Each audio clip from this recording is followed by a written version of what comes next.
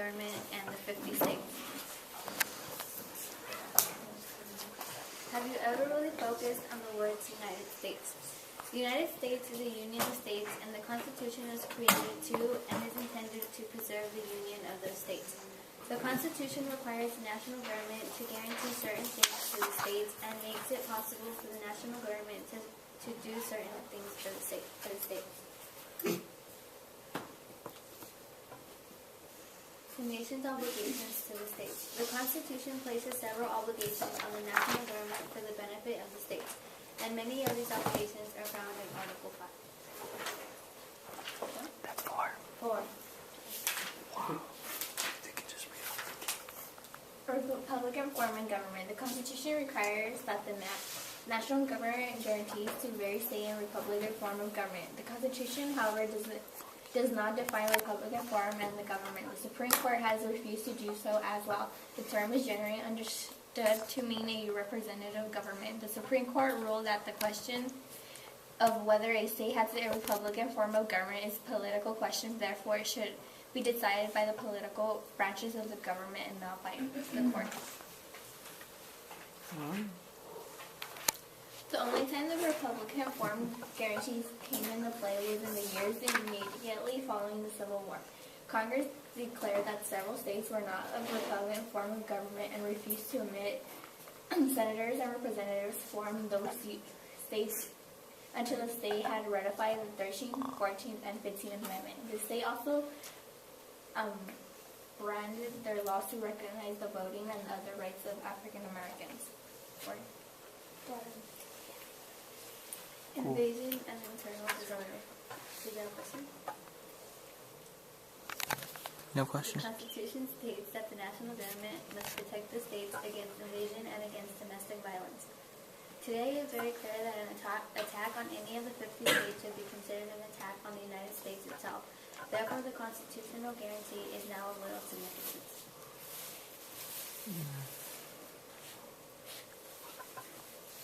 Back in the 1780s, however, that was not very clear because it was not certain whether the 13 states would actually stick together in the event of a foreign attack against one of the states.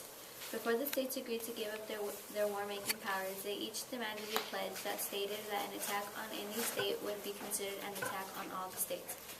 The federal system assumes that each of the 50 states will maintain peace within its own borders. The responsibility of curbing insurrection, riot, or the internal disorder lies within the individual states. The Constitution, however, does recognize that some states might not be able to control certain situations.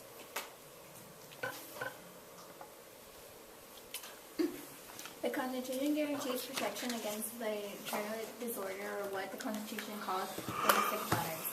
The use of federal force to restore order within a state has historical between a rare event, except for the 1960s when the racial unrest exploded in the violence of Detroit. During the long, hot summer of 1967, President Lyndon Johnson ordered units of the United States Army into the city because the police officers had firefighters of Detroit and could not handle the riots or arsons of looting in the city. Lyndon acted at the request of the governor of Michigan, and again in 1968 at the request of governors involved, federal troops were sent into Chicago and Baltimore following the assassination of Martin Luther King Jr. to help put down the violence. Normally, a president only sends troops into a state at the request of the governor or the legislature. So if the national laws are being broken and national functions are interfered with or national property are endangered, a president does not need to wait for a request. Storms, floods, droughts, forest fires, so on can be more destructive than human violence on occasions. Therefore, when such situations arise, the federal government is ready to help stricken areas. Respect the territorial integrity. The national government is constitutionally bound to respect the territory of every state, which simply means that the national government must recognize the existence of the physical boundaries of each state. Congress must include in both House members chosen in each state because Article 5 of the Constitution declares that no state can be deprived of its equal representation in the United States Senate without its consent.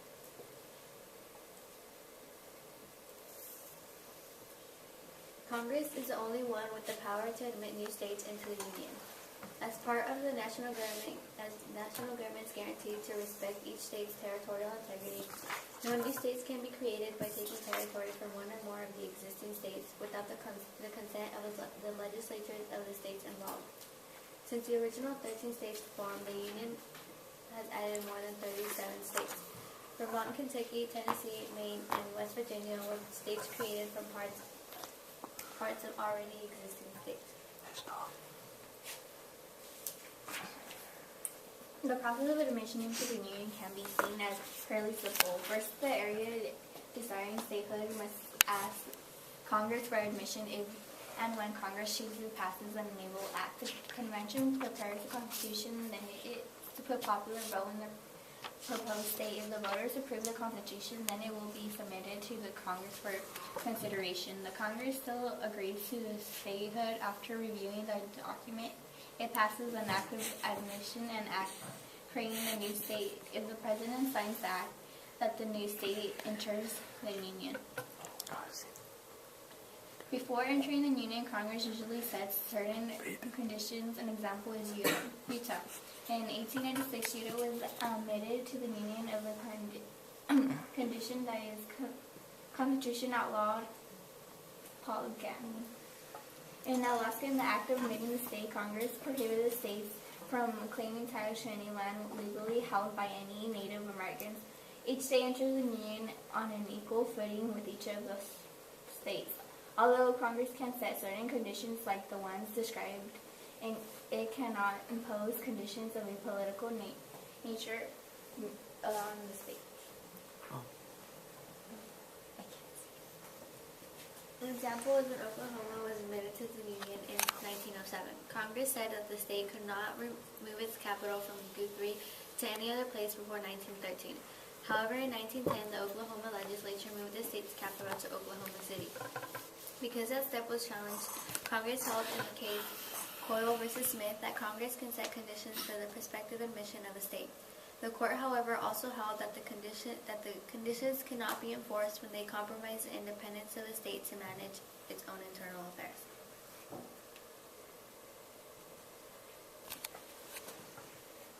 As a result of federalism, competition, tensions, and conflicts are a regular, ongoing part of American federalism. The American government system can be seen like a game of tug-of-war because of the ongoing struggle between the national government and the several states. The American federal system also involves a broad area of shared powers.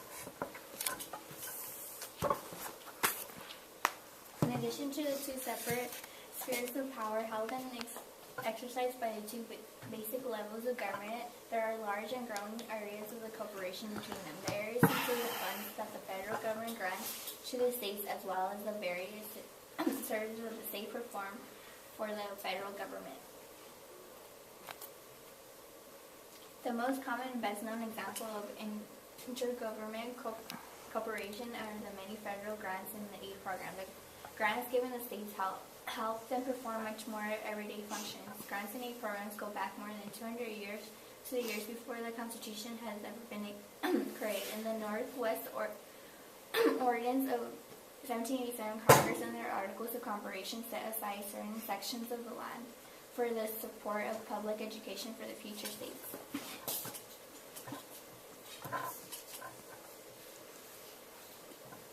All the way through the 19th century, states would receive land for purposes like schools, colleges, roads, canals, flood control, and many others. In fact, most universities at the time were founded as land-grant colleges. They were founded and built with money that had been obtained from the sale of public lands given to the states by the Morrill Act of 1862.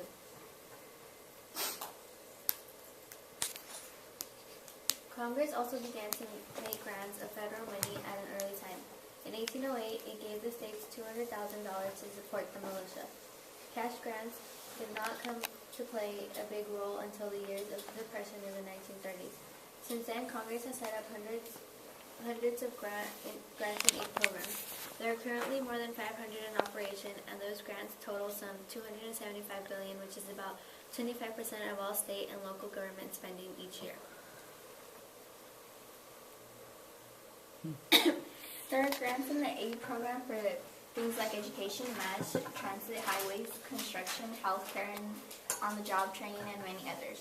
However, grants in the aid blur the division of power line in the federal system because it makes possible for it to get involved in things that would otherwise have no constitutional authority in, like education, law, income, housing, local law enforcement, and mental health. The people who critic grants in the aid program argue that they give Washington an unwarranted voice in making policies at the state and local levels.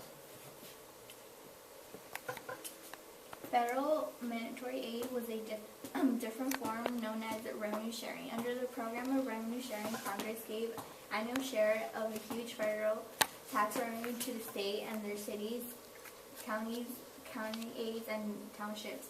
Over the years, more than $83 billion these programs was enforced. Lucky nothing was attached to this money. The money couldn't have been spent over discrimination of sex, race, national origin, age, religion, belief, or physical disabilities.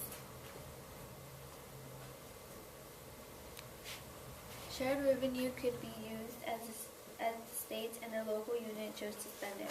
Revenue sharing was somewhat popular that was supported by the governors, mayors, and other state and local officials. This was opposed by the Reagan administration and fell victim to the financial needs of the deficit-ridden national government. Today, revive revenue sharing to help out the cash-strapped state and local governments haven't won enough support in Congress at this time. Congress today appropriates money off three types of grants and aid. Categorical grants, block grants, and project grants are included. Some of the categorical grants are specifically closely defined for purposes like for school lunches or construction of airports and wastewater treatment plants. Categorical grants are mostly made with conditions attached.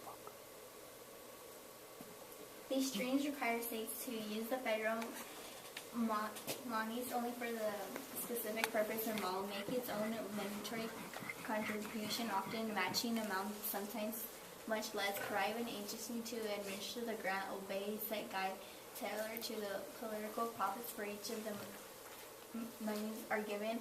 Block grants are made for much more money broadly defined purpose that the categorical grants such as health care, social services, or welfare. Block grants have came into wide use over the past years, but also states and local governments have a much more greater freedom to deciding just how and what to spend block grant dollars. In the beginning of the region year for 1980s, the program supported by the separate of fragmental categorical grants have merged into border block grants. The grants made to states, localities, and sometimes private agencies that apply for them are project grants. Department of Health and Human Services make many project grants through National Institutes of Health, for example, to support scientists engaged in research on cancer, diabetes, neurological disease, and other medical issues. Many states and local government also apply for these grants to fund their jobs, training, and employment programs. The national government aids the states in several important ways. The FBI gives extensive help to state and local police, like how the Army and the Air Force train each state's National Guard units. Not all aids, however, are as visible, like Lulu payments, for example, which are federal monies that go to local governments in those areas in which there are large federal land holdings.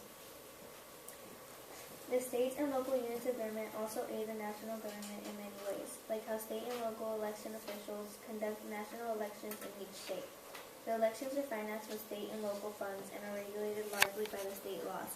The legal process by which aliens can become citizens is most often taking place in the state courts and not federal courts. That was it for section 2. You did really good at it.